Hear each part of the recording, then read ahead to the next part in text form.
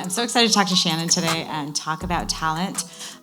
It's a favorite topic of mine. I started covering sort of talent in the marketing and advertising worlds over a decade ago, and especially now with AI, I live it and breathe a lot of the challenges. So excited to hear how you're tackling so many of them. So first I'd like to start from the big picture and go from there. My first question is really, we talk a lot about certain jobs, certain skill sets disappearing with AI, and certain ones appearing and being born. Which ones would you say are the ones that you consider at risk of disappearing or changing the most? Well, and we talked about this earlier, because it's less about jobs. We're thinking more about tasks and then how we curate future teams based on kind of how they think, capability, and really if they have that growth mindset. So I think it's obvious that a lot of just the tactical things are going away through AI. But I don't necessarily think it means that those people who are holding bulk of those tasks in their role their jobs are going away. I think it's really, again, all about their mindset, their curiosity. I know we've heard people talk about it all day today, right? Those who are curious, those who are flexible. And so I would say that, again, we're looking at it more through the lens of task and trying to kind of take an aggregate of all those tasks, pulling those off those people in those teams. Jobs will go away. We all know that, it's obvious, but again, how do we kind of think differently about teams and future teams, especially when you also incorporate agentic employees and workers into it, and kind of recasting, recurating our teams to not only have humans, but obviously agents, and then how do you kind of orchestrate the two? So what does that, I love that you talked about agentic colleagues or digital colleagues, and I think I want to talk a little bit about team dynamics when we get there, but what does kind of a team look like in the world of AI? You run talent at one of the biggest marketing companies in the world. There are so many skill sets, so many jobs, so many different tasks. What does a team look like with AI ingrained into it, with maybe an agentic colleague, with people who are using AI for tasks? What is your ideal version state of that? I think teams are going to be smaller. I think people are going to essentially have to become agentic themselves. They've got to understand how to use the tools. They have to be prolific in AI and data, even if they're not inherently a technical person. We're even thinking about how do we take kind of the task of project management and resource management and change our platforms and our tools so that we can cast teams with digital employees as well as real employees. And then we're also just really trying to retrain our leaders, because leaders are it's no longer about authority, hierarchy, control. It's going to be a lot more about, again, orchestration. How do you pull the right people in at the right time and give them the autonomy and the safety within the culture so that they can fail fast, experiment, all of those things. So it's as much, to me, it's less about even the team shift and who's on that team. It's going to be a lot more about the cultural shift. You mentioned the word safety, and I think a lot of people, as excited as they are about AI, are also fearful of what it's going to do to our organizations, our jobs, our skill sets, et cetera, our lives. How do you manage fear as somebody who, again, runs talent, and that it's kind of ever present and it's a known? How do you manage that fear in a workforce and kind of turn it into something productive, that turn fear into curiosity and an excitement for this new technology that is here? Yeah. No, I think it's, I heard a quote the other day that I think AI will get, for any given role, outside of the tactical executional roles, will get you about 75 or 70% there. The additional 30% is going to be the person. And when you just give people reassurance that there is a place for them. I think I think that Ernst & Young woman was speaking earlier about bringing people along, because at first they're threatened when you show them that, oh, there's a tool that can do half of what your department can do and probably even better, but we need you, we need your expertise, we need what you bring so uniquely to the table to make it where we actually, curate it better, but also it increases our competitive advantage, because we all know AI is also leveling competitive advantage for most companies. We now have access to the same data, the same large language models, so the outputs are going to be similar. It's going to be the creativity and really helping our people understand that they're key to making that bespoke, so that they bring our competitive advantage, essentially. Is there an expectation to use AI within the organization? Very much so. Okay. And we have a new CEO, Cindy Rose, who came from Microsoft. She's about 3 weeks into the job, and she led, under Satya, she led all of the AI kind of transformation within their organization as the COO. So she has an extremely high expectation that everybody in the company is going to be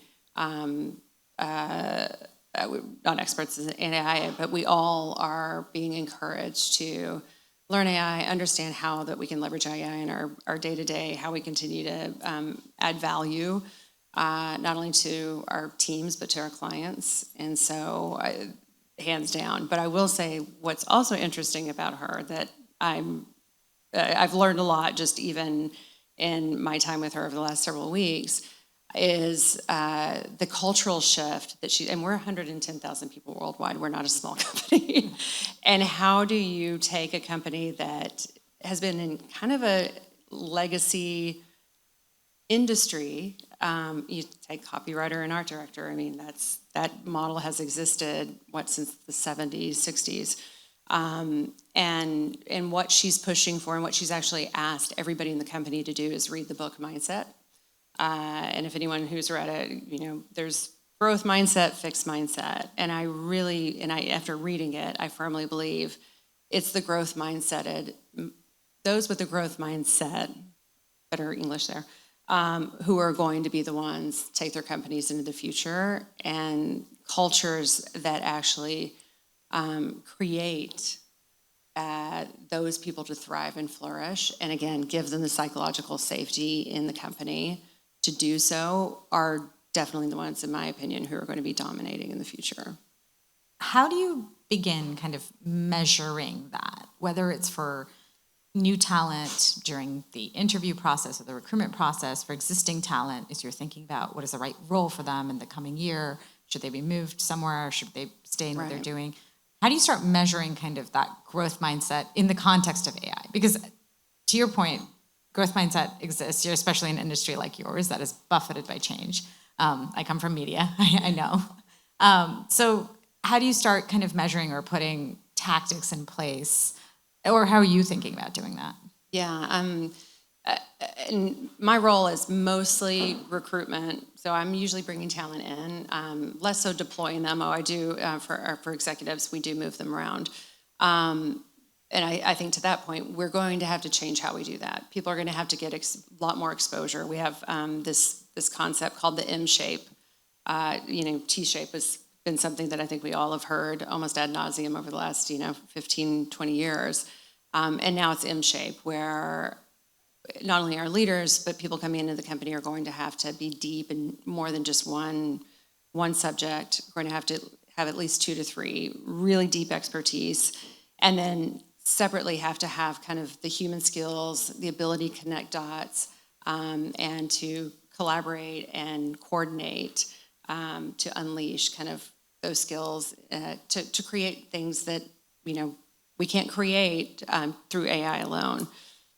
So all that to say in terms of how we screen for it, at the executive level, we're a Hogan shop, and anyone who's ever interviewed and had to take a Hogan survey will know what I'm talking about. But that highlights just really someone's propensity for curiosity, their ability and propensity to learn. So we use that in addition to just it's humility. And to me, if someone is curious and willing to learn and humble, it's kind of the winning combination for anyone from junior all the way up through your executive ranks. I think that humility and sort of that curiosity is really, I think, speaks to me, certainly. If you don't continue to learn, I think you'll always, and especially now when things are changing by the minute, that feels like even more of a superpower. So let me ask you the other thing. I think we have, certainly people in the room, certainly people I work with, certainly people you work with. We have people who are so great at understanding AI, understanding tech. What sets somebody apart in a world like that? How do you operate in a tech and even more tech heavy world, especially if you're not, a technology person, you're not an engineer, you're not a coder, because to your point, AI has become a leveler. So how do you stand out? Yeah, a couple of ways. I think just when you consider just sheer tactics of applying for a job, and it's really fun in my role because I'm seeing a lot of creativity coming from unexpected places and applications.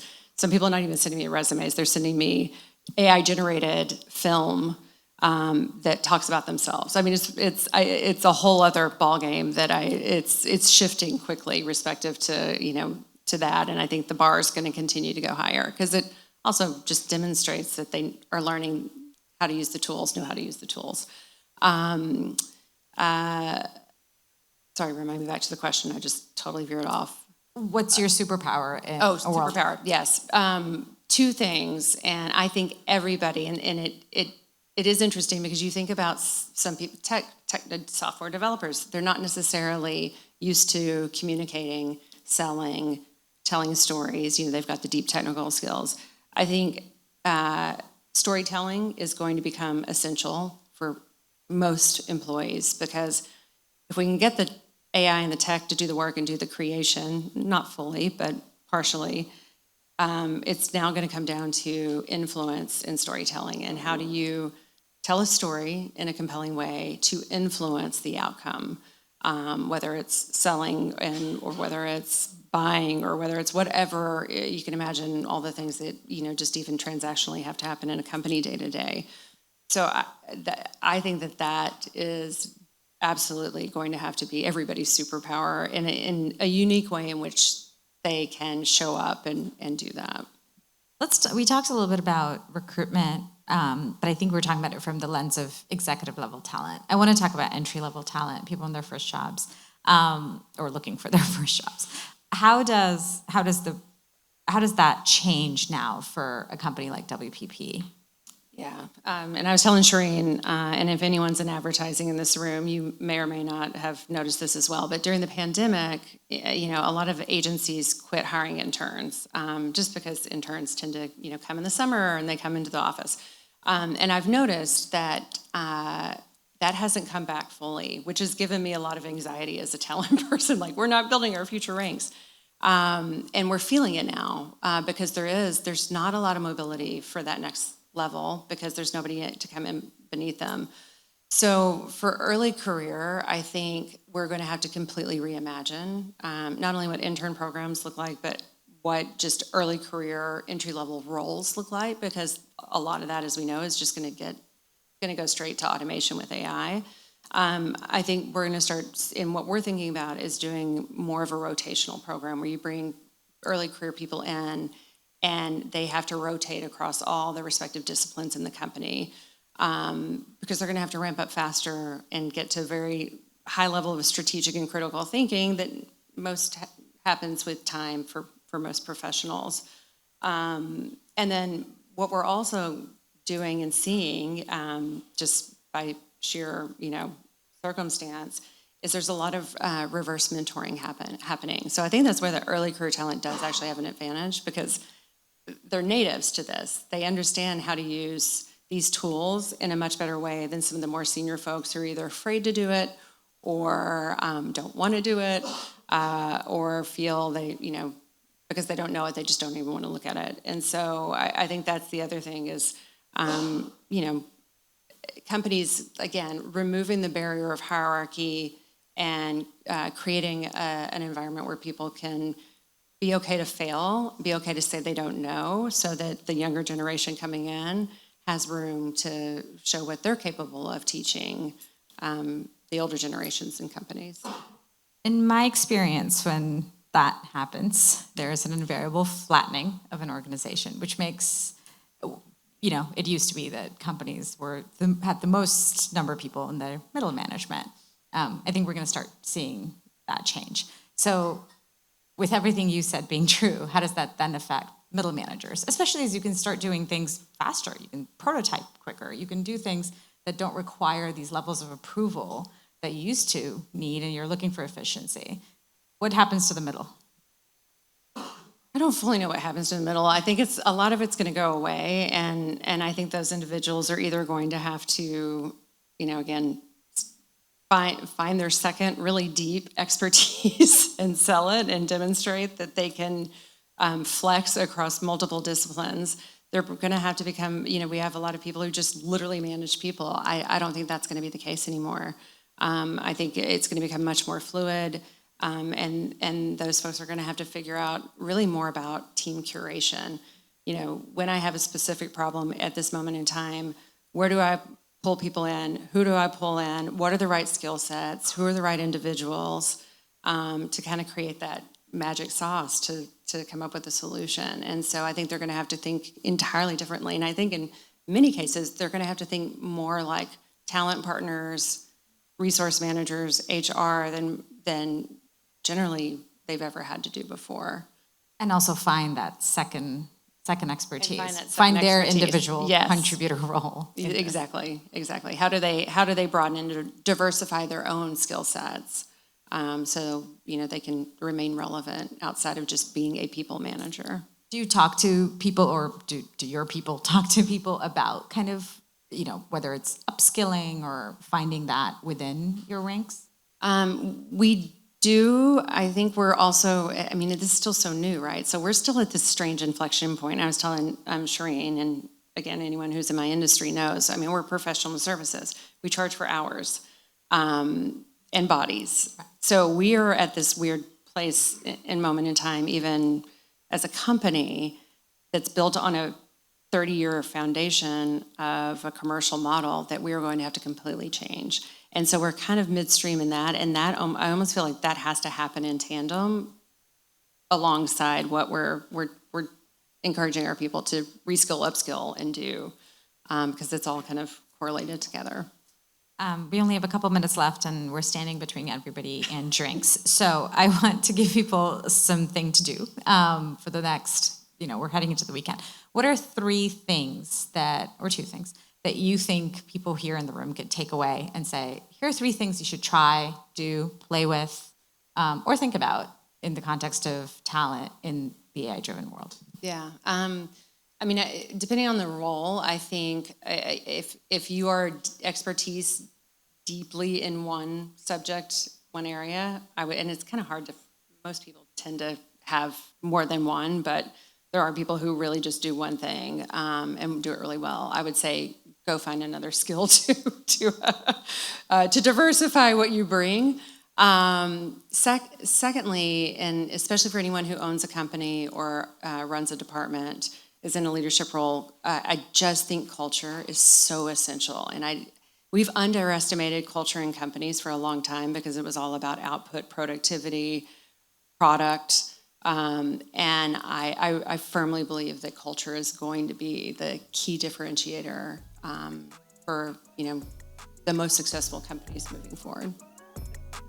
Awesome. Thank you, Shannon. That was great. Thank you as well.